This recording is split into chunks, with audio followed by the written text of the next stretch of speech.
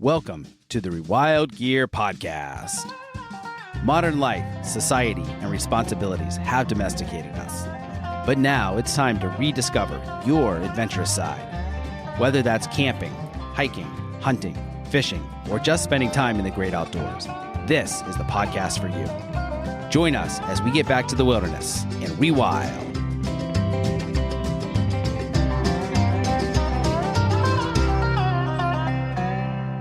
Welcome to the Rewild Gear Podcast. I'm your host, Seth Spears, and I'm here today with Jake Larsen, a Montana wilderness guide, gear expert, carpenter, family man, and all-around good guy.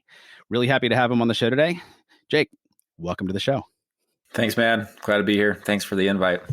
Of course. Really excited to talk to you and just about your expertise in the outdoor space. So just to get started, why don't you give us a little bit of background about yourself, how you got into living kind of an outdoor lifestyle, getting into wilderness guiding and all of that fun stuff. All right, man. Well, I don't know how far down that rabbit hole you want to go, but let's go. Okay. We'll do it. So I grew up in the outdoors, man. I should say, because it's important context, I'm 27. So I grew up very different than most my age. I grew up in central Wyoming. We weren't poverty poor, but we were very close to it. I'm one of five, middle child. And I think my dad was making like $29,000 a year working for the state. So, whoa. Yeah, I mean, and I was born in 94. So we're talking, in the 2000s, making that kind of money with five kids. Wow. and student loan debt. And my mom didn't work. She would stay at home. So, by necessity, we just didn't have a lot of fancy stuff, but we made up for it because we rented a little property. It was in the middle of a chunk of farmland, 5,000 acres. So I grew up on a farm. We didn't own the farm or run the farm, but I grew up kind of like we did, helping out and just with space. So we had a big creek running through the acreage. The general, we had some kind of boundaries for where we could go and where we couldn't go, but we were roaming 2-3 miles from home, by the age of 5, 6, 7 years old regularly. I've got a brother that's 2.5 years older than me, which was awesome. He's super independent too and mature for his age when he was younger. So we got to do a lot of really fun stuff really young. We had a dog, a lot of wildcats, bobcats, and a lot of raccoons. As pets? No, man, just on the creek. So it was like where the redfern grows. I don't know if you know that story. I watched it when I was a kid, long time ago, or read the book. Yeah, I mean, that one was like a book of my childhood in a lot of ways. I mean, different culturally in some ways, but yeah, we grew up basically running.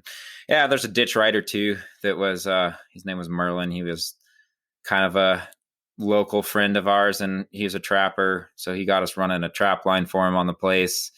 I was 7. My brother was 9 when we started that. So we were running a trap line, before we were 10 years old, and just every free second was outside. And the house was like 900 square feet. So whoa, it's not like five kids could tromp around inside of that. So we were just outside all the time. So,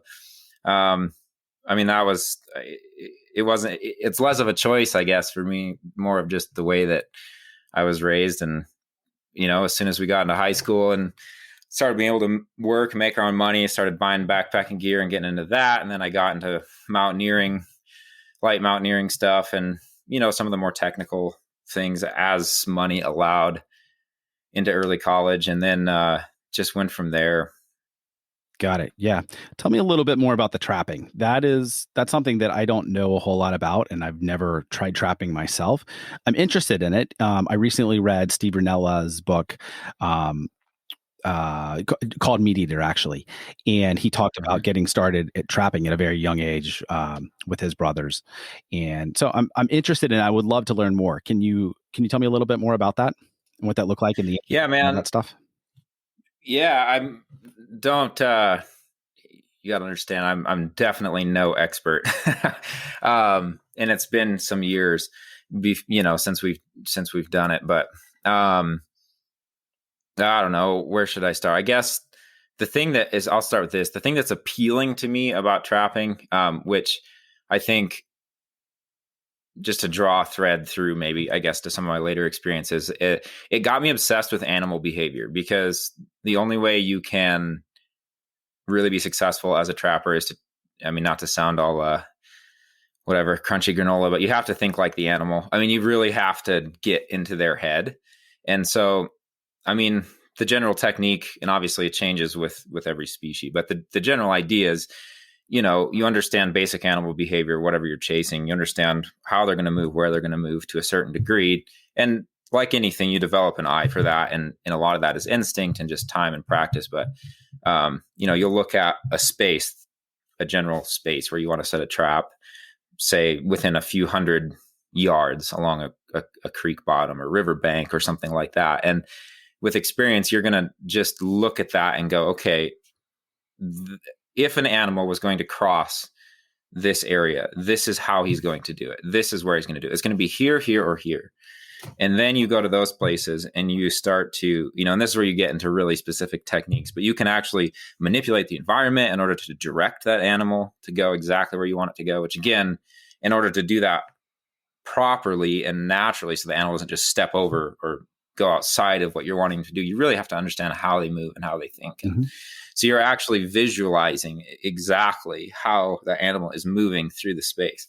And then you're setting the trap, you know, in that space. And again, that's really general, because you've got different styles of traps. You have conibears and, you know, leg hold traps and different styles. So like a conibear style trap is, that's more like an open hoop. And so when the animal comes through that open hoop, the mechanism is tripped, and it kills the animal if it works properly. And so it strangles them. It's more like, and pressure and just speed. Okay. It just snaps closed, like around their neck or mid body. And a foot leg hold trap is exactly what it sounds like. That's probably what most people think of when they think of a trap, is like a standard foot leg hold trap. It'll have a pan in the middle, 2 jaws. When the animal steps on that pan or puts pressure on the pan, jaws close. So, you know, that style of trap, you know, you can set that with bait, so that you're drawing an animal in with bait, or you can do like I was describing earlier, you know, where you're setting it so that the animal is moving through that space and placing their foot exactly, you know, on top of that pan. And that's where you really have to get, you know, people who are really talented with trapping. I know one man his name's Albert Townsend, Central Wyoming. He's in his 70s now, but he made a living trapping in the wintertime for a lot of years in the 70s and 80s. And he's just incredibly talented with trapping, especially bobcat, which can be very difficult to trap. And like he was so good at visualizing, you know, he would manipulate the environment and set a trap. You know, he would be looking and saying, okay, this left foot's going to go here, right foot's going to go here, rear hind foot's going to switch up when that cat moves into this position. And so I'm going to set the leg hold right here so that left paw comes forward and sets right in. And he could visualize that, you know. Wow. Yeah. So, you know, that's a high level of, well, a lot of time, a lot of talent, and just the ability to, like I said, to really get into the mind of the animal. So it's an understanding of animal behavior, but it's also a little bit of that next level of kind of it's outside of the book knowledge and into that, whatever, that talent art space, if you want to call it that. And a lot of that comes with time and experience, right? Oh man. Yeah. Just time and watching those animals move. And then say you set, you know, probably the most helpful thing was getting traps robbed. You know, you get 3 or 4 traps robbed and you go in there, and then you have to work out that back trail, and you're seeing that animal's tracks and going, okay, that's how he moved through that space, not how I visualize. When you say robbed, what do you mean by that? So like, that would be more specific to a bait trap, or some sort of an attractant, which there's other ways to do it besides just bait. But anyway, so you come in, whatever, you come check your trap, and there's tracks there, and maybe the bait's gone or something's been moved. So you know an animal's been there, but you didn't catch him. And then you go and you look at that, you're set, and you're looking at the tracks in the sand or the dirt or whatever, and going, working out in your head. So now you're reverse visualizing, what did this animal do differently than what I thought he was going to do? Does that make sense? Now, you know, you do that 10 or 12 times in kind of a given set of circumstances, and all of a sudden your understanding of how the animal moves up into that set is, you know, much more elevated. And I don't know if that makes sense. Yeah, no, that's helpful. And so you grew up hunting as well, yes? Yeah. Yeah, definitely. Not, I should say, I grew up hunting. I don't know, man. It's so hard because culturally, especially like where you guys are at versus in the West, there's so many different kind of ways to hunt and cultures of hunting. So I should say, like, I did not grow up in the space that I am now in the hunting world, which is kind of more the backpack, like hardcore, whatever, what you see on YouTube. And we did not grow up doing that. And we didn't have the money to do that stuff. We grew up hunting around the farm, hunting local only, in-state tags only, and not traveling super far. We went into the mountains some. I'm talking more, especially when I was, 10, 12, 14, young teenage years. As I got into high school, we really started to dive into the mountain thing. But yeah, this, like, what I'm doing now does not really resemble what I did as a kid. So was it more tree stand or blind hunting as opposed to deep excursions into the backcountry? No, not. I've never sat a tree stand in my life. Oh, I have really? I've set blinds a few times, but only like, not even a blind like you guys would think of a blind. More of a Western style ambush type blind. Basically, I've only ever done that later in life, actually chasing a deer that I have patterned, and I've decided it's the only way I'm going to kill him. So I've never sat blinds or tree stands. So it's more just, how do you say it? Like just day hunting, hiking a little bit in the mountains or into farm country, as a kid. Still spot and stalk though? Oh yeah. All spot and stalk. Yeah. I've never really done anything besides spot and stalk significantly. It's fascinating to me, the differences when you're hunting on the East Coast versus the West Coast or even the Midwest, just because it's so much bigger and wide open out on the West Coast, like where you are in Montana or Wyoming, or Idaho even, just because there's so much more land to roam and public land and everything. How for me, growing up in Kentucky and hunting on private land, and you got 50, 60 acres, maybe a couple hundred if you're lucky. And so you're watching the patterns of, say, the deer or turkey or whatever it is that you're hunting, primarily whitetail. And then you're setting up a stand in the most optimal place that you can find based on their movements and patterns and where you're seeing rubs and scrapes and all of that. So it's a vastly different type of hunting than spot and stalk and backpacking in, and just very different. Yeah. Yeah. And that's something too, like that differentiation, I guess, is what I'm really driving at, is like the backpack, backpack style hunting. I guess out here, when you talk to people out here, if you say I backpack hunt, they're going to think you're talking about, putting all your gear in a pack and leaving for 3, 4, 5, 6, 7 days at a time and living out of your backpack. Where really anyone who hunts seriously at all in the mountains, even if they're just day hunting, they're backpack hunting. I mean, they're carrying a pack that's capable of, sometimes they're going, 2, 3, 4 miles in. Just day hiking, you get up at 3 o'clock in the morning and hike for a couple hours in the dark. You can be 2 or 3 miles in a lot of places and into some pretty good stuff that maybe logistically even makes sense to backpack hunt. But if you just don't have it in your timeline, or you don't have the time, you're just hitting it for a weekend or whatever, they're into some of the same country, the guys who are serious, and they're still carrying. And because of that, they have to carry a pack that's capable of, expanding out and, into that range of volume where you would maybe backpack hunt out of it, because if you kill something back there, you're packing it out on your back. So, sure.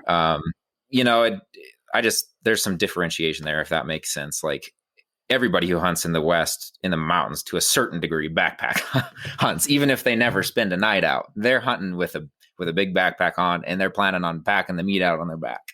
Yeah, that's very different than, you're driving up to the edge of a property, or either in your truck or a four-wheeler or side by side, or whatever the case may be there. And, you're hiking to your stand a few hundred yards or maybe a little longer. And if you shoot something, then you're just dragging it out to the truck. So quite a bit different, and not a whole lot of need for meat bags and stuffing it in your pack and packing it out there. Right. So, no, none of that stuff.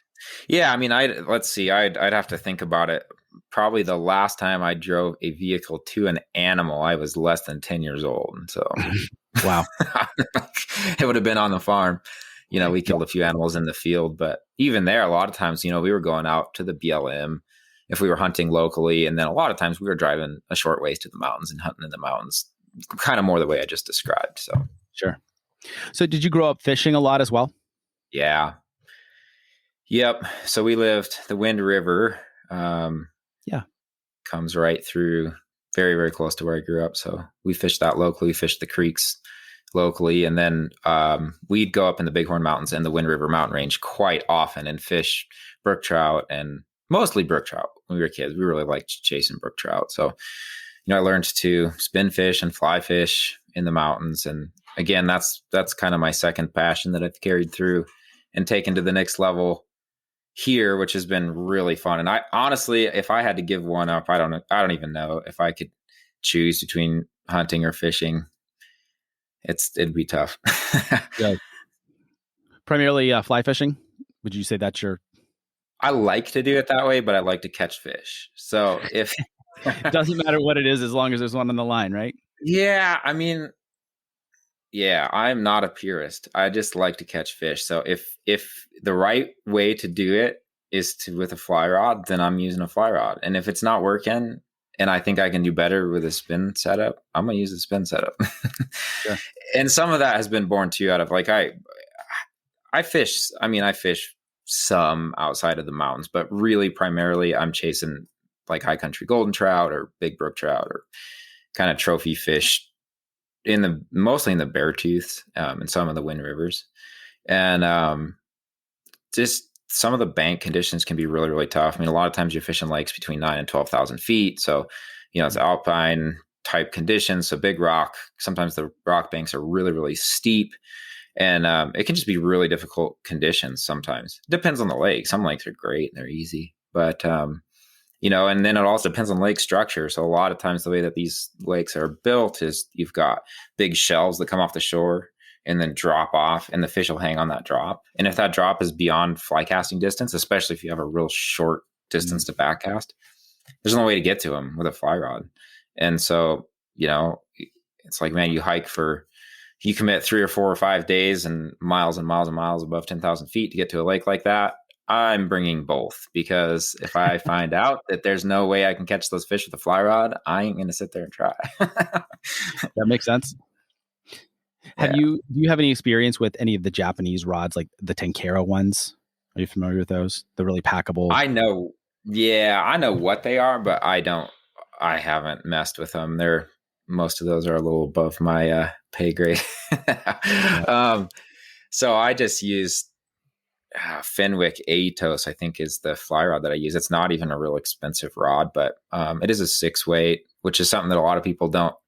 They're like, why are you using a 6-weight in the mountains? But when you're doing lakes, and usually your biggest challenge is cutting wind and trying to get distance, and so you actually need a power rod, like a real fast action rod that's a little bit heavier. And I use shooting lines that are built with like a real short running leader, so that I can just do like a real high fast back cast and let it rip and get a little bit more cast distance with less back cast space. And so there's a few little setup things like that help. But got it. Yeah.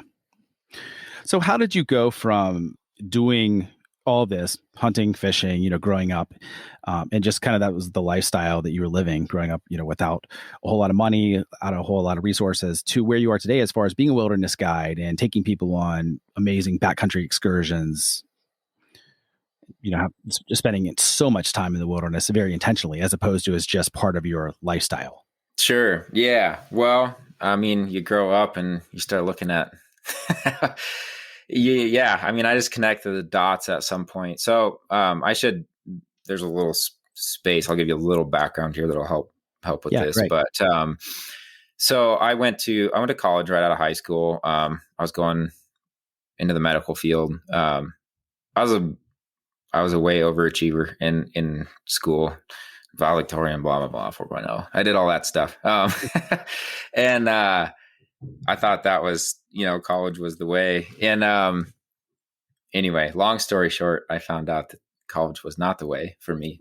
And ended up working in the trades and immediately saw, I guess, and this is where my entrepreneurial mind kind of kicked in. And I started looking at things from a little different angle. I was looking at things more from wanting to spend time doing the things that I love to do. That was one of the big wake ups, was as I started to get into the medical field and looked at the lifestyle. I mean, I had a lot of interest in the subject, but I started looking at the lifestyle of the people and like what they had to do in order to get to where they, where they were even practicing. And it was like 30 years old, 34 years old, 35 years old. But, and it's like, man, that's my 20s and my early, like that's the prime of my life, when I'm going to be the most physically able, when I want to be ripping around in the mountains, doing the things I love to do. Like, I don't want to be in school. I want to be doing what I want to do. And on top of it, I looked at it from a financial standpoint, and, Obamacare passed when I was a senior in high school. So it's like the future of that field was looking shaky at best. At the very least, I mean, good or bad, it was going to change. And anyway, some of those factors came into play, and I ended up working, like I said, a construction job, and just saw that field, the trades in general, not just construction, but the trades in general, at least in our part of the world, has been, how would you say it? People have been treated it as a last resort, like a last option for many years. Yeah. I don't know, two, 3 generations, maybe. And so your pool of competition is people who have no other option. So, I mean, it's not to be cruel, but I mean, it's like drug addicts, alcohol addicts, people just who have no other options. They're fueling habits. They can't get a job anywhere else. And so the competition real stiff. And I saw that immediately. And I also saw that, there was multiple generations of that going on, and that there was this older generation of tradesmen, late 40s to early 60s, who were getting ready to retire. And there was really no one taking their place. Like the younger, the two, 3 generations underneath of them were just kind of like losers. I mean, most of them. And there was some shining examples in there, obviously, of other people who were doing it right. But I just saw immediately, like, those people were doing really well for themselves. And so saw that opportunity. And then I also saw, hey, I get, all I have to do is start my own business. And, there's enough work for more work than I'm ever going to want. And I get to control my own schedule. And so when September 1st rolls around, I can say, see you later for 2 months and hunt, which is basically what I started doing. And so within 2 years, I was independent contractor, which I should say, one of the things that really helped with that is I'm not in an area with unions. So I don't have to deal with unions. So that, it gives you the freedom to just look at the market and to adjust and shift and, develop a skill set that's marketable and then charge for it without having to mess with any of the intermediary things. So, I was making better money than I would have ever guessed you could with the skill set that I had 2 to 3 years into it.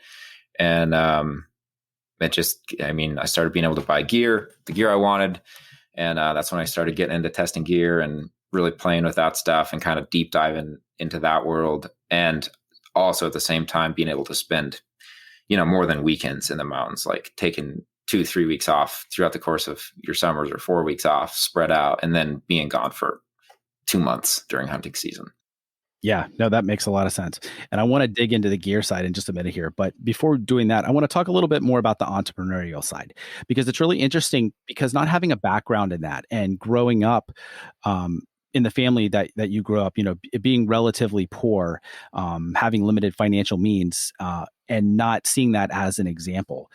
What was there an influence or an impetus for you to kind of take that path and seeing an opportunity there? Because as you mentioned, there was a big opportunity. You had a competitive advantage when it comes to a trade. And I think a lot of people miss that, and they do see that as kind of secondary class type of work, even though, the majority of people coming out of college can't get a job. They're loaded with student debt, and that's not a good path to take at all anymore. So it's a huge opportunity there. So what was the impetus for you to kind of go down that path, not having had that example growing up? Yeah. So there's another little segment I'm going to fill you in on, which was the impetus, which we haven't touched on yet. And that is in between my college experience and when I went into the trades. I actually had a few years in a Christian ministry that, which is part of, it's a non-denominational group that I belong to. I grew up in it. And so I had a couple years in that ministry. And part of that was we traveled a lot, and not a long ways from home, but we just traveled. And I got to experience the way that just a lot of different people live. Like, this was all in Montana and Wyoming. So not a long ways from home, but I just got to see all these different lifestyles and stay for a few days in a lot of different people's homes. And so it just gives you like a little bit of insight. It's like 2 or 3 days in the life of this family, 2 or 3 days in the life of this family. And I just started putting the pieces together that the people who were doing the best financially and the people who were doing the best in terms of, the freedom with their time and just, I felt like even overall stress, were the people who hadn't done the college route. And it's funny because, I never had pressure from my parents to go to college. I mean, my dad, to be honest, he kind of struggled with the whole college thing. He wasn't a great student. He went to college right away, out of high school, became a photographer. That was a 2-year degree. Basically found out you couldn't, it's not that you couldn't, but it's art. I mean, it's very hard to make a living doing that. And so he went back to college, got a 4-year degree, then went back to college again, got a master's degree. So he's had tons of college. And to be honest, if I blame anyone, it was not pressure from my parents to be caught up in that way of thinking that just the college is the way. It's just our educational system. I mean, it's like, especially when you're a good student, it's not like, oh, what are you doing? It's like, what college are you going to? It's not like, are you going? It's like, which one are you? What are you doing? And so I just never thought any other way, in high school. But then as soon as I had that experience of college early on and got a little disappointed with that, and then had this experience in our ministry where I got this little snippet of all these people's lives, it was like, man, the trades, it's just like, these people are doing so well. And so when I stepped out of that role in the ministry, I was in a little bit of limbo. I didn't know exactly what I was doing. And I knew somebody who had a company that was framing. And I said, hey, I just want to come work for you. And I only worked for him for 9 months. Like, I didn't work for him for very long, but it was like within 2 or 3 months, it was like, oh, this is unbelievable. Like, there's so much work. We don't even know what to do with it. And we can't even keep someone hired. I mean, you can't even, if you show up to work, not drunk or high every day, you are in you're 95%, you're in the 95th percentile or better. Like, and then that's skills aside, or personality or ability. Yeah. I mean, so it's like, so I worked for him for 9 months with 0 trades experience. And when I left, I got offered a crew lead position. He was like, if you stay on, I will make you a crew lead. I was like, I didn't have a quarter of the skills needed to be a crew lead, but I would show up every day, not drunk or high, which was better than everyone else. Yeah. So it's like the light bulb went off. And from there, man, like, once I started to see that, and now I look at everything through the lens of opportunity. Like, I see what's going on with the coronavirus, or even before that, just economically in general, and my generation, and the whole money thing and the college debt thing. And I just look at it and I'm going, there is so much opportunity everywhere I look. There is so much opportunity. It's just not where people want to look. And you see people get out of college, $100,000 in debt, and they're making like $12.50 an hour, and it's like, I pay people right now. Well, I can't find anyone to pay. I can't find anyone. I mean, they were so desperate for people to help. And my wife runs she runs a hardwood flooring business too. And she worked her way up through that one. Same thing. I mean, that's a great example of the opportunity. She moved to Bozeman 4 years ago. She worked for this company for 2 years, and then it's a split company. It's owned by 3 different entities. And the guy who had been running it got sick and needed to step back. And they offered her a salaried position after 2 years of working for them to run that company. So she has every benefit of running the company, running or owning your own business, and is salaried, after working for 2 years for the company. And and it's like, and making really good, really, really good money with 0 debt. We have 0 debt, and that was the big thing for me, is looking at it. It's like, and you know how the money game is played a little bit. It's early is better than more, Yeah. And that's how when I look at it now, it blows my mind, because like you take any trade, let's say a high school student at 15 or 16 decides, yeah, I'm going to be a tradesman. And so they start learning the basic skills. Let's say they work summers and for 2 or 3 years, and then maybe their senior year they're working for a tradesman in an apprenticeship, not even necessarily in an apprenticeship, just working for them for 2 or 3 hours a day. That person in my job market where I live right now, let's say as a carpenter, would probably be worth, I would pay that person between $20 and $25 an hour easily, maybe more than that, depending if they had some talent, they might be worth even more than that at 18. Wow. So you take that and do the math on that. You invest what you need to invest out of that at 18 years old, get yourself a whole life policy or however you want to do it.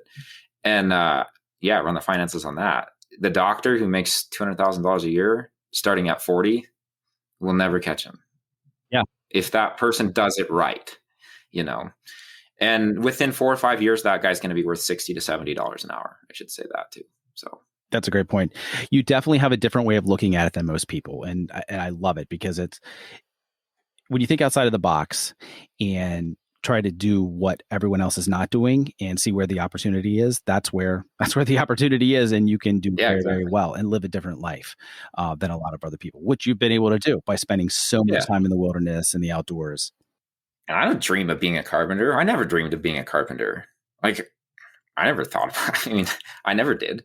It wasn't, but I just found out that that was the other thing I found out too. As soon as I started to touch that working world a little bit, in the medical, just in that one little space. But it was and I saw that too, I should say, really saw that too, when I had those little snippets of time in these different people's lives, it was work is work. There is no dream job. This idea that gets sold to kids, I think it gets sold in the educational system. Find your dream, follow your dream, follow your passion. It's man, work is work. If it was fun, everyone would want to do it.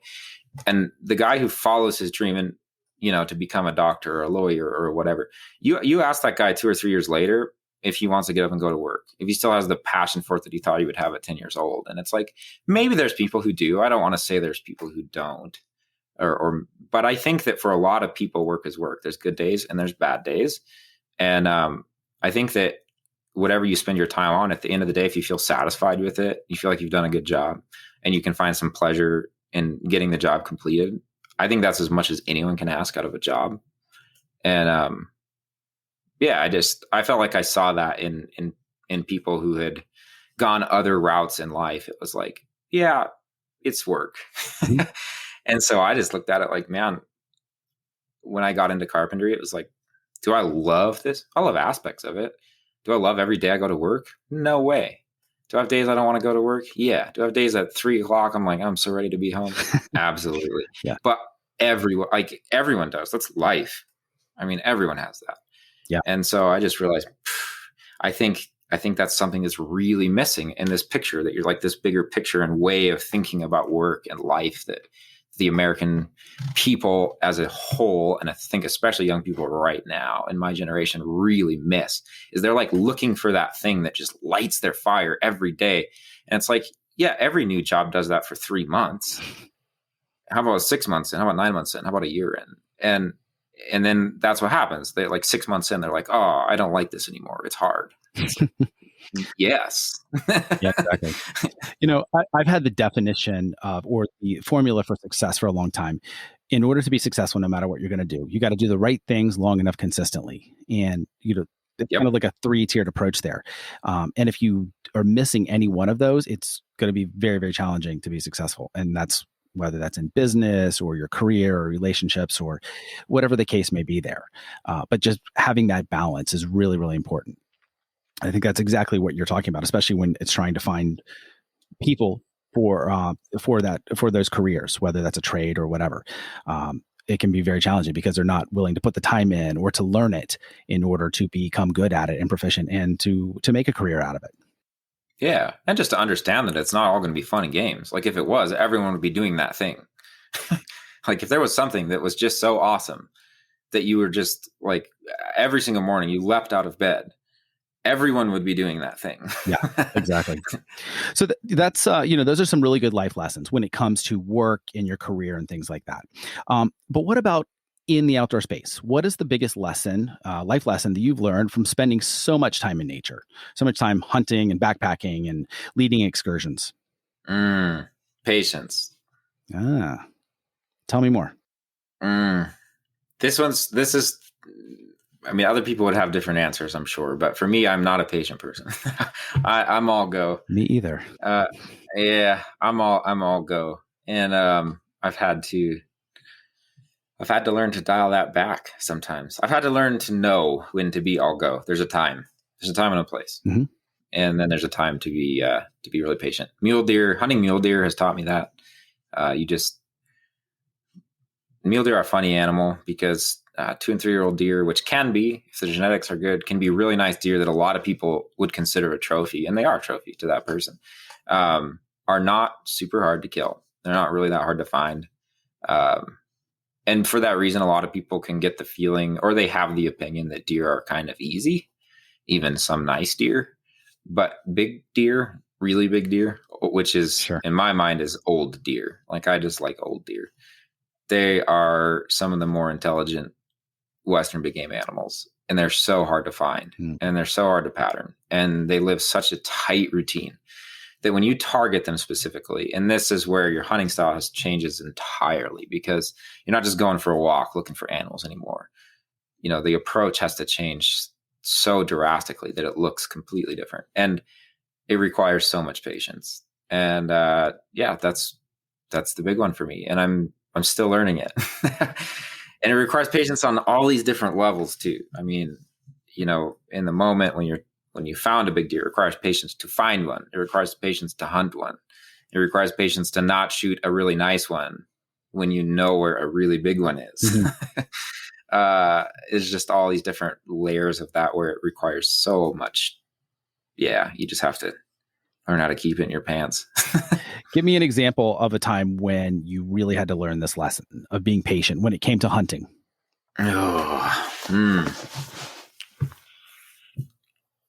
Well, I'll tell you, this isn't fair, but it's like the best example I have. I'll tell you of like one of the only successes I've had with being patient. And it's a success and a failure because I didn't kill the deer, but I also didn't kill a different deer.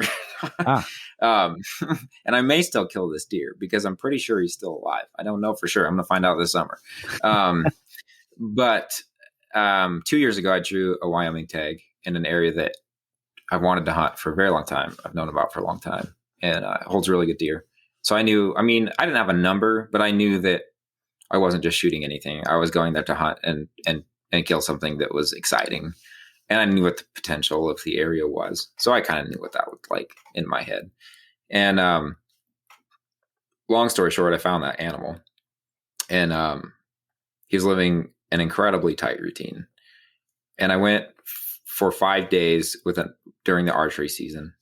And I never even put a stock on that deer because he had, and I found him every day. I knew where he was every single day.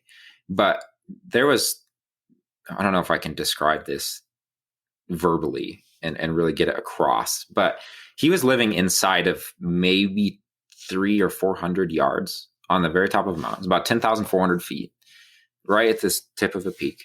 Not the biggest peak in the area, but just a peak on a ridgeline with basins off of both sides. And he was basically he was using the exposure of kind of a crest in that peak to his advantage to stay out of the sun when it was hot and for his bedding and feeding, essentially. But he only had to move like 300-400 yards. That was it. And he had a few different beds on that hillside. And there was one of them that I thought maybe I would be able to kill him with a bow. And the other ones, there was no way. And I went for 5 days. I drove down to Wyoming, hiked in 4 miles, many thousand feet up to this spot. And actually, logistically, it was kind of a weird spot. I was camping lower than I would have liked and then hiking almost 1,000 feet every morning. So kind of like a brutal hike every morning. Wow. To get up there. And, and then just sit there and watch him. And sometimes he had beds on the backside where I couldn't see him. And so sometimes I wouldn't see him until like 4 o'clock in the afternoon. Sometimes I saw him right away in the morning. He just had a couple of different little routines, but all in this real tight spot in these different beds. And in those 5 days, he never laid in the bed at the right time of day when the thermals were correct, when I knew that I had a chance of killing him. And I could see him. He was right there. And I had so many times when I was like, just try it. Like you found him. He's a really, really nice deer. He wasn't not a monster deer by monster deer people standards, but he was a really good deer, like a high 180s deer. He was a really big deer. And, man, I just knew. I was like, if I do it, he's gone. And when you bump a deer like that, that's of that age class, a lot of times they'll move, they'll change their pattern, and you won't find them again. So that's how they got to be so big and so old. Yeah, they're very smart. And part of the reason they get to be so big and so old is because they have patterns like that deer had too. And whether that's a learned behavior or just a process of elimination, like the deer who don't have those kind of patterns get killed, and the deer that don't, that do get old. I don't know. There's some debate on that, but regardless, he was one of those deer. And then I went back with a rifle because I left after 5 days and said he never hit the right bed. I had to leave. I had some time for a rifle, came back with a rifle, and had 7 days on him with a rifle. And it was the same thing. There was one pattern that he had where I had a shot with him, would have had a shot potentially that made sense. And it was in one movement pattern, switching beds at like 4 o'clock in the afternoon that he would do. The other tricky thing with the situation is that his two most common beds were right above big cliffs. We're talking like 300-400 foot cliffs.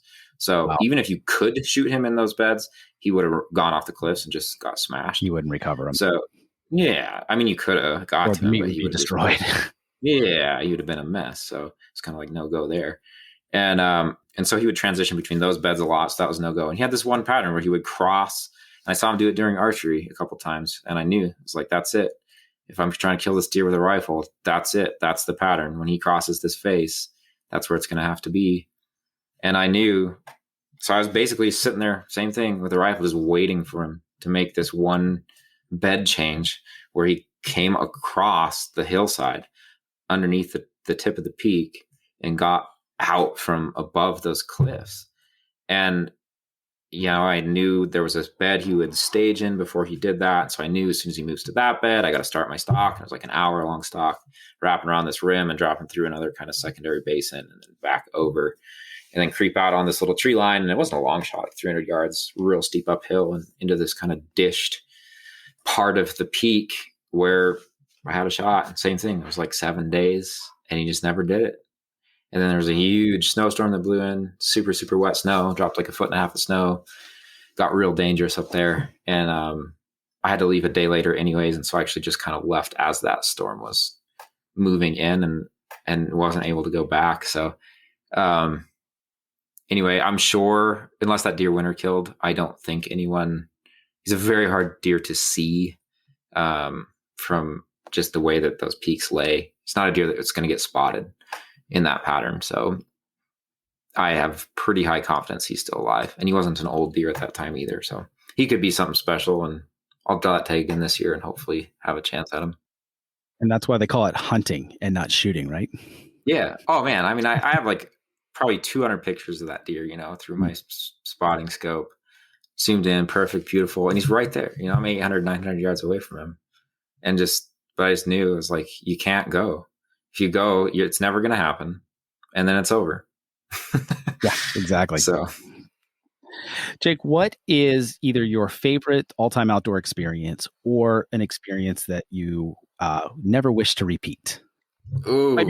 Might be one and the same, or it might be two entirely separate ones. It might be one and the same for me, actually. I did a trip, and this was not a hunting or a fishing trip. It was a through hiking route, only it's more like through light mountaineering in this country, route that I did in the Highwind River Range. And let's see, what year was this? 2017. I did this. And I did it with a friend from down in Wyoming. And we'd read some books that were written on some different routes up in that country. So this is kind of central Wyoming, western side, central west. And Wind River Range runs north and south. It's big. It's huge. Really, really high elevation. It holds the highest peak in the state, which is Gannett Peak. And it just holds a lot of extreme elevation stuff. And so we had worked out some different routes. There's some big glaciers in that country that we were interested in seeing. And we wanted to climb Fremont Peak, which is the third highest in the state. And we wanted to climb Gannett Peak, which is the highest in the state, like I said. And we basically hacked together this route that was kind of an amalgamation of different routes that other people had done with some of our own stuff mixed in, and did a huge loop up in there. So it was 9 days. We did like 107 miles, which isn't an insane distance for that many days until you look at the terrain we were in. So, the approach, which took us a day, was like a 24-mile approach in Tickum Basin. And then from there, we went off trail and we spent like 57 miles off trail. So, and this is all country above 10,000 feet. So we're talking from 10 to 13,000 feet for that many miles. And this is over the course of how many days? So it was 9 days total. So we had 7 days, a day in and a day out. So we had 7 days of that. So we were averaging 10-ish miles a day in that stuff. But, we were getting up at like 4 o'clock in the morning and not setting up camp until dark, which we did this early July. So 9 o'clock at night. It's basically going all day. And we did it early for that country. It was not technically open to through hiking. Anyway, somewhat subjective, but a lot of the passes and a lot of the country that we were in and the routes that had been described, which we knew this, which would be like, scrambling and rock fields and shale, and we're all snow. So we had, ice axes, crampons, that kind of equipment. We didn't rope because we wanted to go light and fast, and ropes are tricky. Ropes get kind of weird. Speed. Mm-hmm. The speed factor with ropes is weird. And also, they can be a piece of safety equipment. They can also be extremely dangerous depending on the terrain and kind of what you're doing with them. So we were unroped for all of it. And both of us are good climbers. So we actually felt safer that way, to be honest. And we could move so much faster to trying to do what we were doing.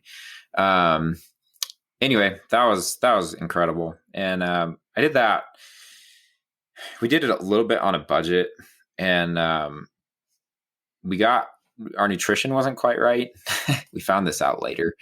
But we had spent enough time at high enough elevation that your brain starts to need some different stuff, different proportions of fats and things that we weren't quite dialed in with. And so we got kind of weird. We got some elevation sickness, but not acute hypoxia where your lungs are filling up with fluid, but just mentally pretty weird. I was hallucinating a little bit at one point, and hearing voices telling you to lay down and go to sleep and things like that, where don't do that. Bad idea. And that happened like on day 4 or 5. We had this one huge section of ridge that was all really high. It was like 12,006 to 13,000 feet. We were on it for several hours, probably a little dehydrated and pretty whipped. But we hit several major glaciers, either up climb or down climb those glaciers, and got to see some of the neatest things I've ever seen in my life, for sure. And it was just nonstop for a lot of days, and then we ended that trip towards the end. We circled around and got up on the approach again at peak, and the conditions were right. That peak can be very difficult to get up, not because it's so technical, but because there's what's called a burst run, which is where a glacier starts to separate from the slope that is creating it. And so you essentially have a giant pit there that can go for like thousands of feet, depending on how far it opens up. And so there'll be a snow bridge that covers that at the beginning of every climbing season. And eventually that'll separate and get weak. So that one's tough because the weather can get bad early in the season, but if you wait too long, the burst run opens up and you can't cross the burst run. So we hit it just right. Conditions were right. So we actually summited again at peak. And then we pulled the hardest day I've ever had, hands down, in the mountains. We So that day started at like 4:00 in the morning. So where we had staged for the summit of Gannett, we had like 3,000 vertical feet to climb. So we summited Gannett, which is a little over 13. And we dropped back down 2,000 of those feet and then crossed and then dropped another 2,000 feet. And then we climbed Bonnie Pass. So at that point, we were 6,000 feet of elevation change in. Then we climbed Bonnie Pass up the other side, which was another just under 3. So we were pushing 9,000 feet at that point. We hit that at noon. And we were supposed to have a whole nother day on the trip. We were supposed to drop off the backside of Bonnie Pass back into the basin where we started, which is called Titcomb Basin. And then we were going to camp and then hike out the next day. It's about 24-mile approach out from that point. We were in it 8 days or 9 days at that point, 9 days, I think. And decided we wanted food that was good. And so we licked our wounds. We licked our wounds and said 26.5 miles to go. We're doing it. And we got out at like 11:30 that night. And I don't think I've ever been in more pain in my life. Wow. And we were so messed up too. I mean, we were hallucinating and we were talking to each other the whole time because we knew we were getting pretty loopy, pretty weird. And our conversations were just like, we couldn't track. We were all over the place, and it was pretty funny. That's a great story. Jake, one of the things that as a company we're focusing on with Rewild Gear is conservation. I'd like to hear your opinion, spending so much time in the outdoors and, over 100 days a year out there, where you see the biggest need in conservation today. Oh, anywhere like related to hunting or?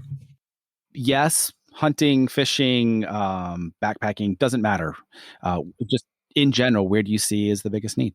Boy, the biggest thing that I think one of our biggest issues, which I have absolutely no answers for, so I'll be really interested to throw this out there, is just, and this is almost more related to just the way the world is right now, and COVID really brought this about too, is just a flood of people, moving out here to enjoy public land. And I do think that there's more factors to it than that. I mean, not everyone is coming just for that reason, but I think it's tied into the reason that people are coming into the West right now without them even realizing it. It's just the concept of like the mountains are safe mm-hmm. and there's no people there. And there's there's all these fish and all these deer. And we're going to live off the land. And of course, none of that's it's not really how it is in one sense. And it is how it is in another sense.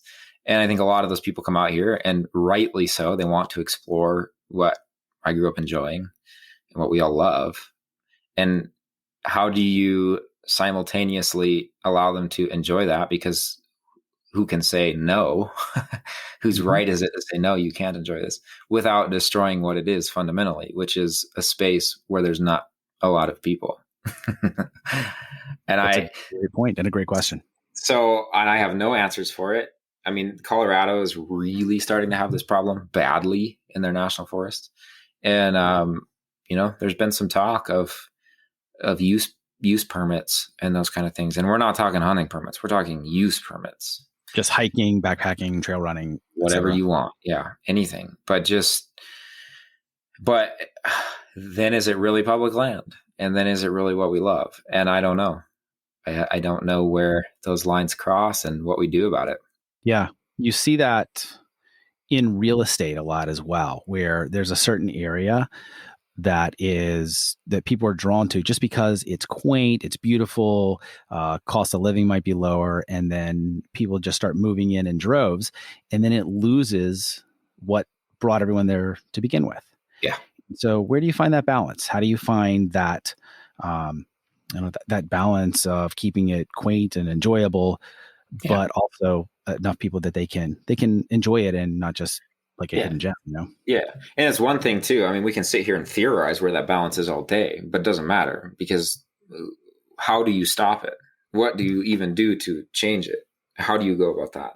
I mean, yeah. What are you going to do? Litigate it? I mean, probably not the answer, but I mean, it may get to that. Who knows? Yeah, it may, but at the same time, it's like, my 100 days a year in the backcountry, you can give or take going to still exist when I have to have a permit for every one of them? Probably not.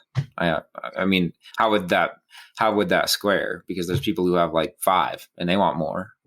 Right. And then we have to make it all fair or whatever. I mean, you have to start to ask those questions and write numbers and, it's like that destroys fundamentally what it is, which is that it's a place to go be free and do what you want to do.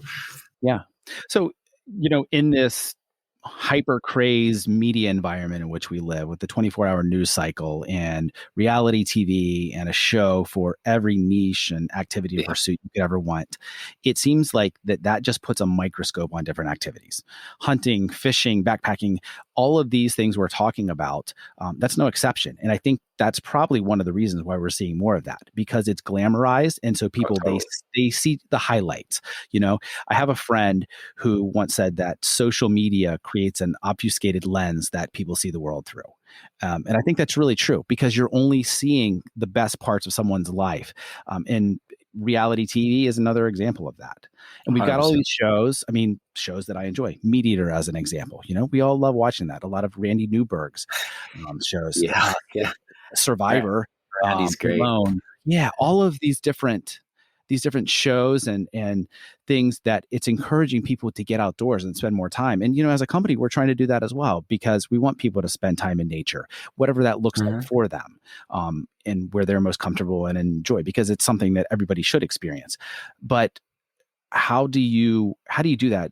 Producing content or information and things that makes it relevant, that people want to watch or enjoy and see, but it's not glamorized so much so that everyone thinks that they can do it, when that's not really the reality of it. Yeah. I think one thing that would help is to take the money out of it, but that ain't going to happen. That's the sole reason that it's being done, though, right? That's the reason it's being done. But I think, I've thought about this a lot, because I'm no lover of social media. And, partly because it negatively affects me to the point where I don't have it anymore, ever. Wow.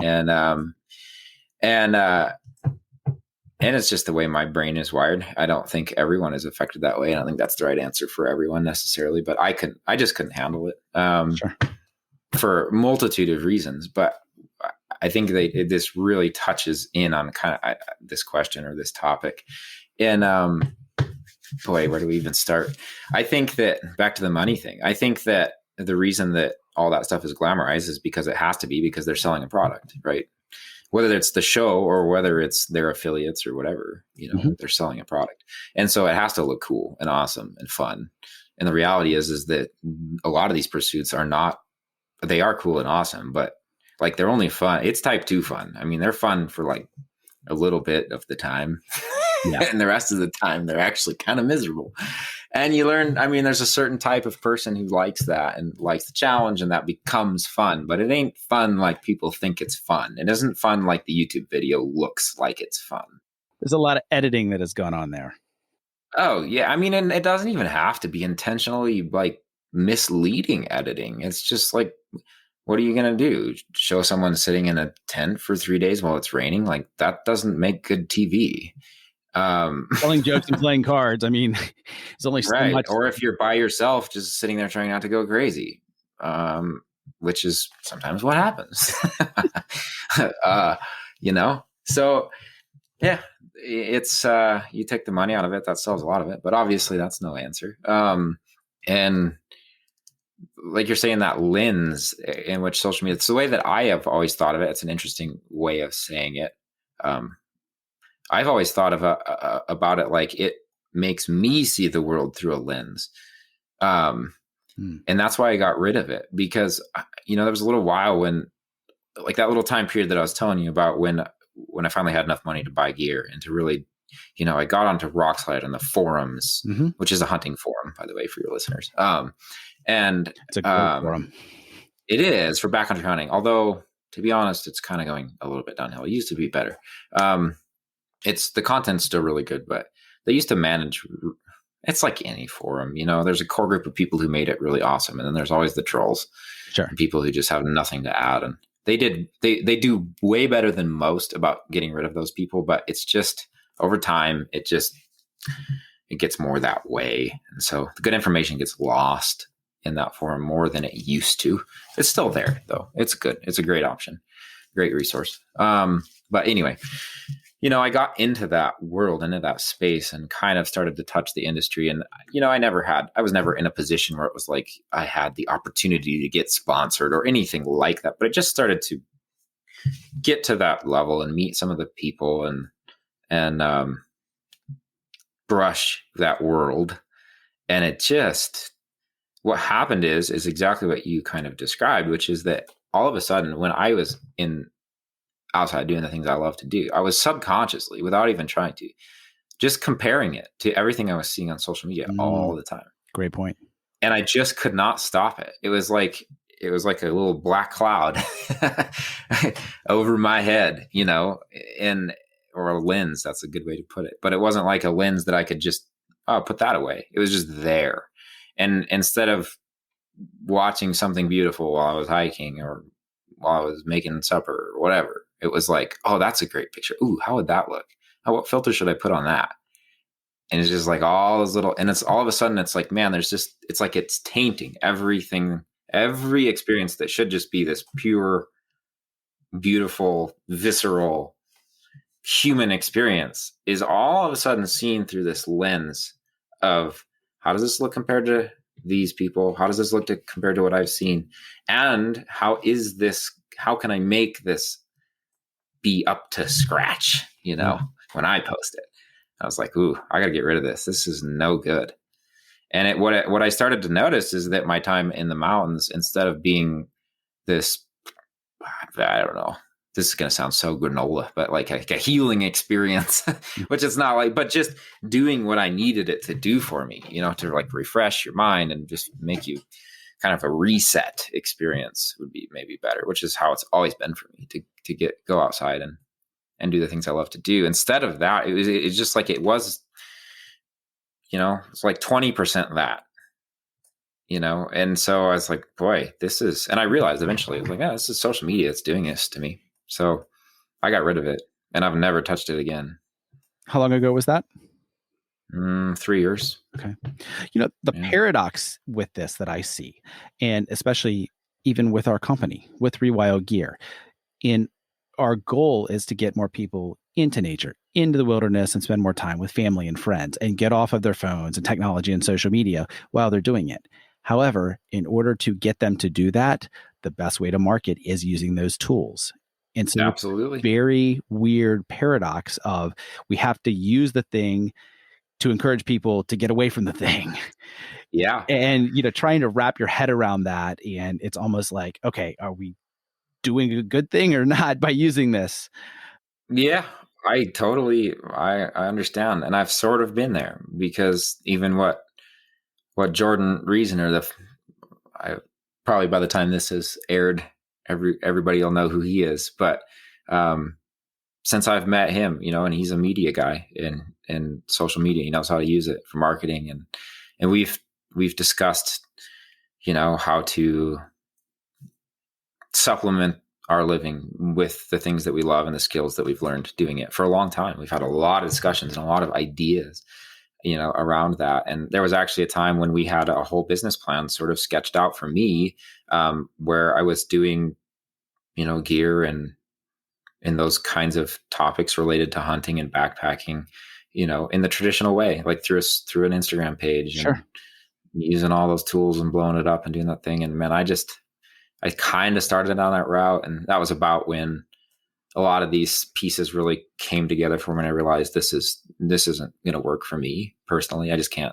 can't do this. It will ruin the thing that I love to do.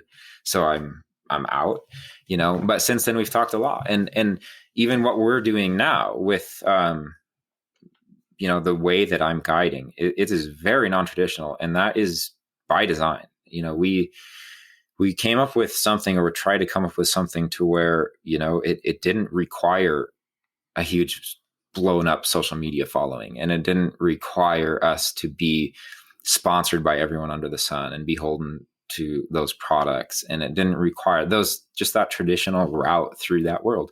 And maybe it's going to work. Maybe it's not. I don't know. We're we're finding out. Yeah. But that's a huge part of the discussion. And that's why, because we wanted to do this in such a way that we weren't, that we were true not only to ourselves, but just like you said, to not bring more of what's already damaging the outdoor space, in our opinion. Sure. Tell me a little bit more about how your guiding services, and when you're taking people on these outdoor excursions, how it differs than a more traditional one. Sure. Well, there may be other people who do guided backpacking trips. I'm sure that there are. I don't even know if there are or not. But, one of the big things, obviously one of the biggest ways that you can make money in the outdoor space related to hunting is just to be a traditional hunting guide. And we both rejected that idea because we want our time to be our time hunting. Like, I don't want to be planning someone else's hunt in September. I want to be doing my hunt in September and in October, whatever. So that was off the table immediately, and so that's, it's very non-traditional in that sense. And what we're trying to do too is, I don't know how much Jordan talked to you about the structure of our company, and we're still trying to figure it out in a lot of ways, and adjust it to make it work. But, at this point we've reached out like through Rewild and touched your guys' community, through you. And that's kind of our idea going forward, is to talk to people. So rather than marketing to 10 million people on Instagram and doing all the things that you have to do in order to put your ad that looks super pretty and super cool and all slicked up and fake in front of 10 million people and make them click. And then of those 10 million people, a handful of them say, yeah, I want to do that.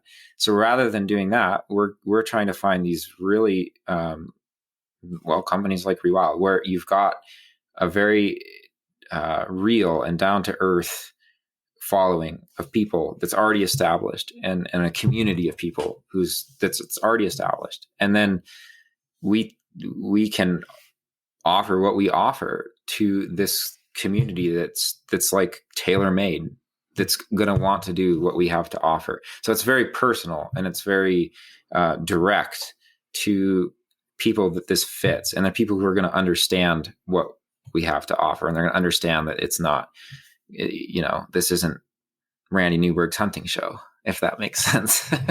Yeah, it's more of a targeted approach versus a shotgun-based approach. Yes. Yeah, absolutely.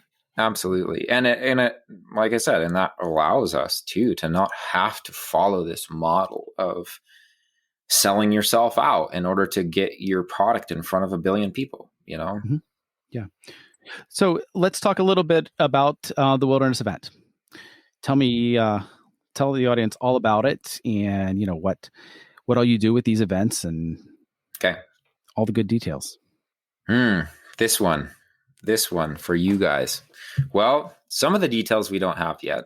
We don't have an exact location yet, because of the time frame for Montana.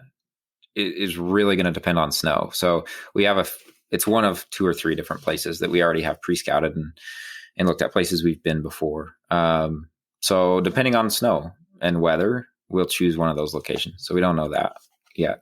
But the general idea is we'd like there to be 10 of us who go for a week into the backcountry. And that's the down and dirty. We can tailor it and make it what people want it to be. I think what we offer that's unique is a few things. For one, both Jordan and I have a lot of experience. And so from the gear, which everyone likes that stuff, but it's not the most important thing. Getting the gear correct, the right gear, not just for this trip, but for each individual. We can tailor that in. We can talk to them. We plan phone calls with people who are coming on these trips, and we spend a bunch of time just talking to them, getting to know them, their background, understand where they're coming from, what they already have for gear and experience, and what they don't. And then we can make selections and recommendations for those people, and and make it so that they're confident that when they pack their backpack and come out here, they have everything they need and nothing, that they don't need, and that it's going to work for them beyond this trip for whatever they want to do in the future. That's in the backpacking sort of space or the hunting space or however. So that's unique, and so it's this very personal approach again with each individual. And then we get these people together and we take in the backcountry and let them, it's like I think of it as a guided experience. So we're not there to tell you the history of every single, it's not a guided tour, but it's more of let us make you safe and comfortable enough to enjoy what we love. And just like, it doesn't need our help. Like the mountains don't need our help. They're incredible. And they'll create the experience, and then everyone can experience it in their own way, and they can get a taste for it. And maybe they come away and go, I'm never doing that again. That was miserable. And maybe they come away going, this is something that I want to make a part of my life. Like this changed me. And maybe it was something that happened when they were, by themselves for a few minutes, or maybe it's something that happened in conversation with someone else. And, one of the things that I envision and I'm hoping happens, because this is what happens for me when I'm in the backcountry, which is really what we're trying to share, is there will be these little moments in time that I wouldn't say change your life, but they can change your outlook. And they can change. I've made big life decisions in those moments, or solidified, life decisions that I've made in the past, so on and so forth. But maybe it's something as simple as 10 minutes of looking at a sunset, or just looking at something exceptionally beautiful while your freeze-dried meal's sitting there cooking. And it's the right mixture of, you've worked yourself physically.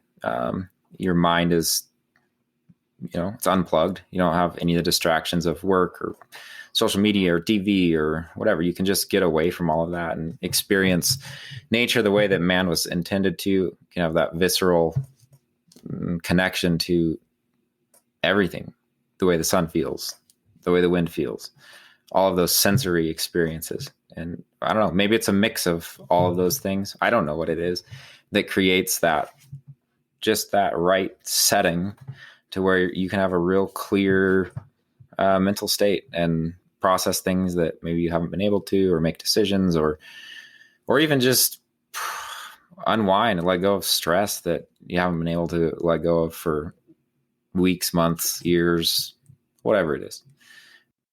There's that half. And then I think the other half for people is that we're really curating who comes along. And we're trying to be very selective and very careful, and choose people who are like-minded and have had differences. Of course, everyone has their own life experience, but at the same time, like, the paths are coming together. And so we're hoping that the conversations that people have, whether it's about business or life or family or whatever, just conversation, brotherhood, that there's going to be something that's lasting and can be developed there. Jake, so what I'm hearing you say is curation as far as the event goes, and future events, that you're going to be curating a group of guys who gel and mesh and really get along well together. Would that be a correct assessment? Yes, that is the goal. One thing that is everyone talks about, especially hunting partners talk about it. It's easier to find a wife than it is to find a hunting partner. I've never actually heard that. That's funny. Oh, dude. I mean, when it comes to backpack hunting, it's no joke. I mean, you're talking, if you're sharing a shelter, you're talking to spending 3 to 9 days in very close proximity to someone, smelling their dirty underwear for 9 days. And, every conversation. And sometimes, you're stressed physically, especially stressed mentally sometimes out there in different ways. It's not work stress, but it's still stress. And so if there's problems, if there's friction, it can be spectacular. There's some good stories. That makes sense. So, everybody has their own space a little bit more in the event, for sure. It's not like we're all sharing a shelter, but we want people, just for the overall quality of the experience, but also we're trying to help people, that's part of it, is to create a bit of a brotherhood and to meet new people, and, to allow for that kind of magical space where the free flow of ideas can really happen and gel. And we feel that it's come from personal experience. A lot of my business decisions and big life decisions, and same with Jordan, I know, have happened or been cemented or formulated in the backcountry. And it just seems like that clearing of the headspace and physical activity, and it just creates that right set of circumstances for ideas to go. And then you add a group of guys who all, different backgrounds, but who all are on the same page in a lot of ways. Together, it's like, man, we could cure cancer out there. Nice. I like it. Jake, let's talk about gear. We're both gear nerds, love gear. I know you've had a lot of time over the years to test out a lot of different gear, as have I. What would you consider essential gear, no matter what you're doing in the backcountry? So you're going out, whether that's for one day or 10 days. What gear is always in your pack? Summer or winter? Yes. If it's yes, I'm going to list a really specific piece and I'll get into why, but the Kifaru Lost Park Parka for me is like the essential piece. And it's a puffy jacket for your listeners. But it's a little different than your standard puffy jacket. For one thing, it's synthetic insulation. And that's really important, especially when you start talking about, not summer, fall, spring, winter, because it's going to get wet. And the reason that it's the essential piece for me is it's not only is it very comfortable, but it's insurance, because that thing is like wearing a sleeping bag. It's very warm. And because of its construction and that synthetic insulation, it's warm even when it's wet. So say you fall in a creek, say you get caught in a really wet snowstorm, which happens a lot. And that can happen in mid-August. If you're above 10,000 feet, sleet and snow are a very common occurrence mid-August. You're talking the warmest part of the month or part of the year. And you can get hammered by 2, 3, 4 inches of sleet, snow, whatever, mix, rainy stuff, nasty wet stuff. And it's cold. And I mean, that's a recipe for hypothermia, like right now. And that piece is, it's insurance against that. You can be wet, the piece can be wet, and it will still insulate you. And so I see it as insurance. That's why it's essential. Interesting to me that it's from Kifaru, who they make amazing packs, and I love their packs, but you don't think of them as a clothing company. And there's so many companies that they do specialize in jackets, coats, technical outerwear, or base layers. But you don't think of Kifaru in that sense at all. So I find that interesting. Yeah. So the magic is in that it's like I can't remember what the technical term, but I can explain what it is. That insulation it's like one fiber that's continuous. Okay. And I think it's called Apex. Don't quote me on that one though. But they have it in their sleeping bags, and their sleeping bags are amazing for the same reason. And so they've just developed, they don't do a lot of clothing, but they just have made some puffy pants and also this Lost Park Parka, so the jacket style, out of that insulation, just because it's unique in that way. It works so well. It will not lose its loft even when it's wet. So, yeah. What other gear other than that? If we're talking backpacking, man, shelters. I'm pretty big in the shelters. I'm a shelter geek, and I really like Hilleberg for some applications. They are not appropriate for everyone, but for what I do, man, the Hilleberg Acto is an amazing piece, because I spend a lot of time real high in the Beartooth specifically, which can get very windy. It is, especially on the plateaus up there, it is not uncommon. We're talking, perfect weather time of year, August, July, and it can be 60, 70, 80 degrees, but you'll get these little freak windstorms up there where you're hitting 60, 70 mile an hour gusts. And that happens with regularity. And so if your shelter isn't built correct, it'll get peeled right off the mountain when you're set in some of those really exposed locations. And that would be a problem. Yes. So specifically for me, when I'm chasing like golden trout or brook trout or big cutthroat or whatever, some of those locations are real high up on the plateau, and they're very exposed. And so I just end up setting camps in what would be normally not ideal, locations for exposure, and those storms will roll in the afternoon, and they'll just crush you if you don't have the right stuff. And I've had some pretty scary experiences with shelters that are normally, by most people's standards and for most applications, considered very sturdy and more than enough. You go to your REI and they're going to tell you this thing is, all you'll ever need. Well, it is for the way that most people do things. But, once you start taking things into some of those more extreme conditions, things change a lot. And I love that little act as a one man. That's just it's enough space. It's comfortable. It's not a coffin. It doesn't feel suffocating in there. I can hang out in there for an afternoon if I'm getting pounded by a storm and not feel like I'm going insane.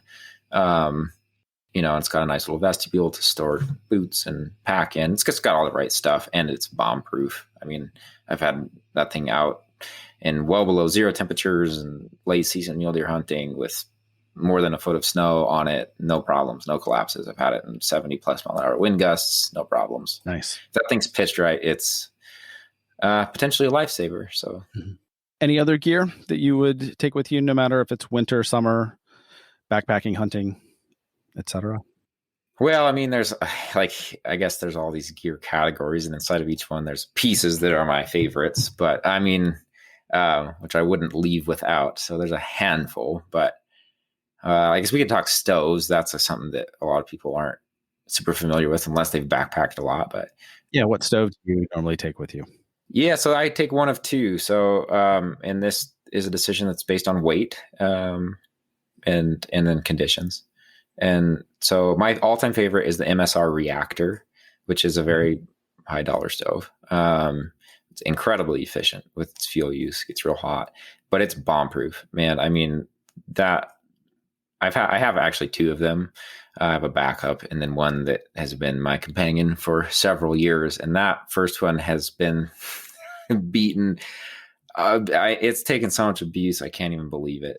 Actually, on that hunt, I was telling you about one of those days when I was sitting up there watching that dumb mule deer. And well, actually, that very smart mule deer. I was making some coffee in that thing, and I finished it, and there's some big gusts of wind, and it kind of blew it over. I didn't even look. And then I turned around, I don't know, half an hour later, and my stove was gone.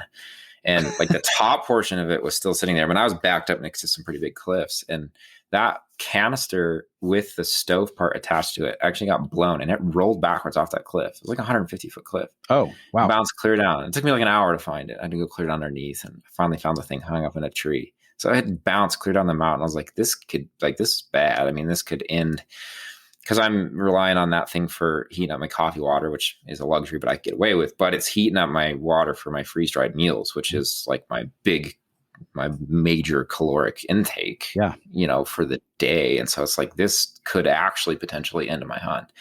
And I can believe it. I mean, that thing's all bent. Outside of it's bent, like the little guard part's all bent up, fires right up. I mean, I still use it. It's fine. Yeah. And the other thing that those things can do, which, I mean, this is really extreme use, but there are places where you don't have access to water that's not snow. And so you have to melt water. And there's a certain technique to it. You put some water in the stove and you boil it, and you add snow to the boiling water. And then once you've melted that snow, you pour it out, but you don't pour it all out. You leave some of that hot water in the bottom and then pack it with snow. Got it. That stove is extraordinarily efficient with that technique, above and beyond any others I've ever used. And I didn't come up with that one. I read and learned about that one from other people who have tried that with many, many different stoves. There's certain places, especially in Alaska and sheep hunts and real high elevation stuff, where that's like the main way you get your water. And so those guys, they all say that reactor is hands down the best at that particular technique, which I have used many times. So the reactor stove, it's a fully integrated piece where it has your main canister along with your fuel and everything. do you ever take different cookware with you, like a pot or pan or something like that, and any other type of stove? Yeah, so my other type of stove would be a little bit more conducive to what I would call like a camp cooking style food. And it's actually my super ultralight setup, which, it is what it is. It's lighter, quite a bit lighter than the Reactor and more compact, but I don't trust it as much. And it's definitely not as good in the wind. So I make the choice depending, like I said, depending on conditions and what I think I'm going to run into, my water sources, et cetera, et cetera. If I'm trying to be super, super weight conscious, I'll take the other one. But it's I've used it two different ways. I've used it with the MSR Pocket Rocket 2. I've also used it with the Soto Windmaster, and I like both of them. I don't know if one is better than the other. I think they're both probably pretty solid little stoves. And it's not a kit stove, so this is one I've pieced together. So I use a Toaks titanium 750 milliliter pot. That's like my canister essentially, and it's lidded. And then that thing is actually designed, it's sized so that one of the little 4-ounce fuel bottles fits down inside of it. So I can put that 4-ounce fuel canister upside down in the bottom of that Toaks. And then there's just enough space in the top above that I can stick one or the other of those two stoves I mentioned. And then throw a lighter in there. And then that makes my little kit. And it's real light. And then I've built some little padding pieces to keep it from rattling around, which is just one of those things that doesn't rattle in your pack, which is kind of nice. What's your thoughts on having just a flat lid for your pot as opposed to one of the pan lids? I know some people, they'll try to use it like as a double broil or something, but in my experience, you hardly ever use that. Yeah, I don't think that I don't see a scenario where I would use that. So with that setup, and to answer more of your question too, I use it. I'm pretty tied into the freeze dried food stuff. Like I try to keep my food pretty simple in the backcountry because I'm just going too hard most of the time to want to spend a lot of time on it. And there's some good freeze dried options out there. So really my cook systems are tailored to just boil water for coffee and to boil water to put in a freeze dried food bag. But that being said, that other style of stove that I was telling you about, not the Reactor, that one burns too hot too fast. Like it's good for boiling water and really nothing else. It's so hot. Like if you try to cook spaghetti in that thing, or like even ramen, you could cook ramen in it for sure. But like if you try to get fancy with your cooking in that thing, you're just going to burn it. It's just so hot. Yeah. But that other one, so the Soto Windmaster or the Pocket Rocket, there's a little bit more flame control in there. And with that style, I've done some cooking. I've actually made some of my own dehydrated meals where I'm rehydrating them in there and, doing kind of low and slow style heat to them. And it works, it's fine. Or going on the cheap, back in the day before I could afford freeze dried meals, like I would just go get those like 1 minute rice packets and, cans of tuna or cans of like chicken that's probably like so full of preservatives it's not even funny. But anyway, and I just dump that stuff into one of those style of cook stoves and heat it low and slow and get it down. It's not gourmet, but it works.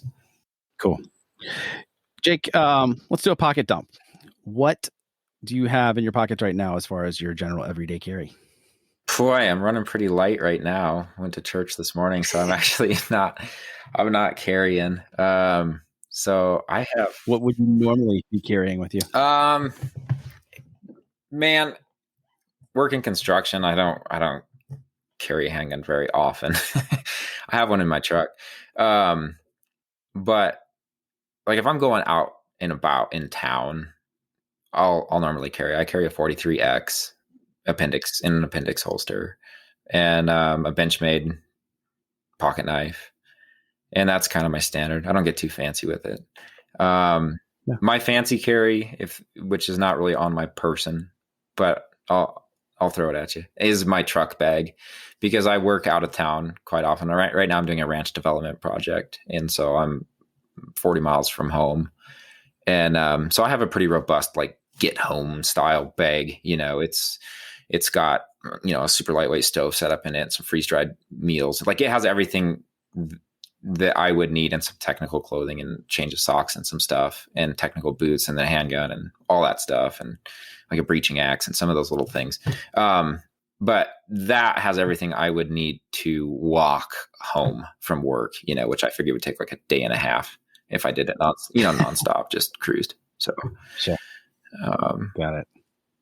That's pretty robust. That's got a lot of stuff.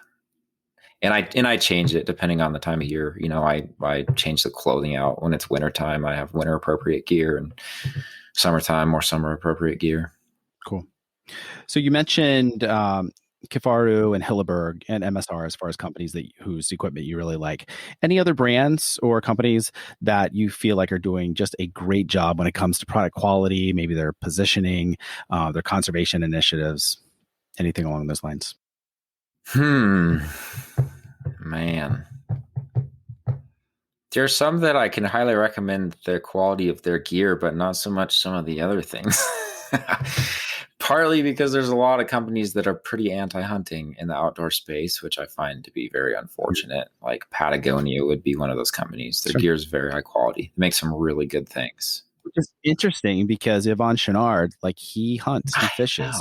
It's so dumb. It blows my mind, but it is what it is.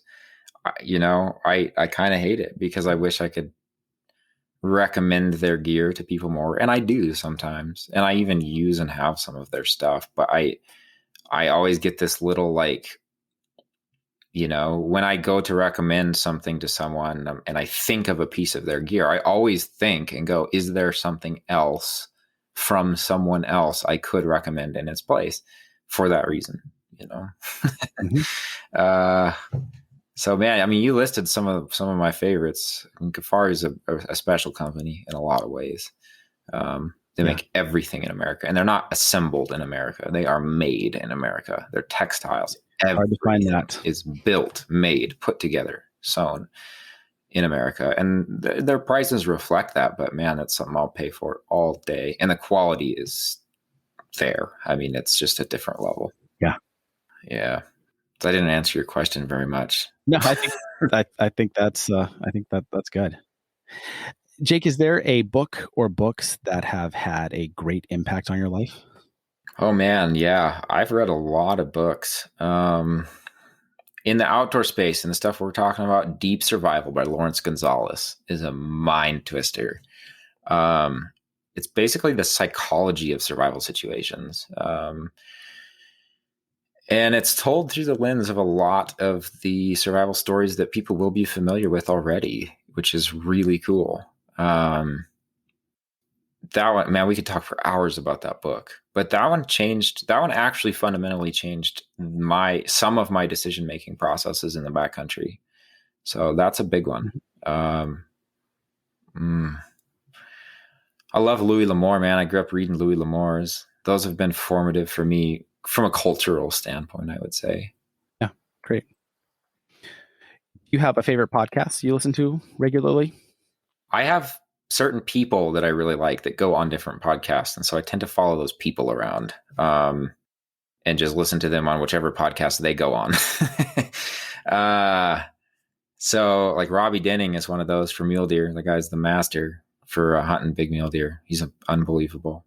Dione Amucha Staggy is another dude who is not well known at all. He's like a social media ghost.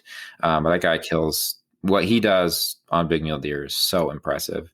He's not the guy who's on the front of Eastman's magazines, but he's hunting public land, over the counter type tags and killing 180 plus inch deer every year in Idaho. It's unbelievable. And he's so smart about it and his approach and technique. And, he's only been on a handful of podcasts ever, but that stuff's gold if you're into hunting mule deer. Cody Rich's podcast, Rich Outdoors. I feel like he's a very good interviewer. I love it. Again, I don't listen to I do not listen to every podcast, but the people that I know that I like, when they go on his show, he does a really good job of interviewing them. So I would guess that he does a good job with everyone else. Great. Jake, we're about out of time here, but what is one final piece of advice that you would give to our audience? To your audience, come out west. Just find a way to get out into the mountains. You'd like do it once. If you've never done it before, you've got to do it once. And when you come, I highly recommend, like Yellowstone National Park. That's great. It's cool. It's beautiful. I live close to there. It's worth seeing once. But if you were going to come out here one time to experience what it really is in the mountains, don't go to Yellowstone. Don't go to a national park. Do some research. There's tons of resources online now in forums, whether it's in hunting forums. You don't have to come out here to hunt. You can come out here on a backpacking trip, but you can use that information to get out and really experience public land at its best in the wilderness, in these mountain ranges like the Beartooths or the Wind Rivers, or there's all these little ones too that people, never even think about, or talk about, but there's peaks that are, 10,000 feet in them all over the place.